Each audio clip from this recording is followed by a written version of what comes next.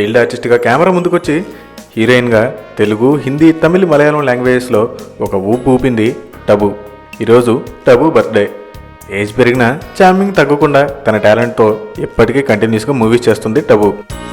Victory Venkatesh కూలీ #1 మూవీతో తెలుగు తెరకు పరిచయం అయిన తను నిండి పెళ్లాడతా, ఆవిడ మా ఆవిడే, అందరివాడు, చెన్నకేశ్వరరెడ్డి, పాండురంగుడు వంటి హిట్ మూవీస్ చేసింది. ఇద్దరు, ప్రేమదేశం, ప్రియురాలు పిలిచింది వంటి తమిళ మూవీస్ తెలుగులోకి డబ్ అయ్యి సూపర్ హిట్ అయ్యాయి.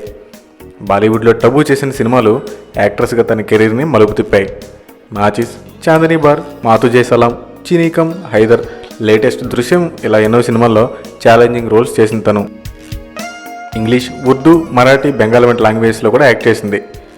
2 సార్లు నేషనల్ అవార్డ్స్తో పాటు ఫిల్మ్ఫేర్స్తో కలిపి మొత్తం 37 అవార్డులు, ఇంకా పద్మశ్రీ పురస్కారం కూడా పొందింది టబు. ఇప్పటికే లేట్ అయినా త్వరలో టబు పెళ్లి చేసుకోబోతుందనే వార్తలు వినిపిస్తున్నాయి. Once again a very happy birthday to Tabu from I dream media.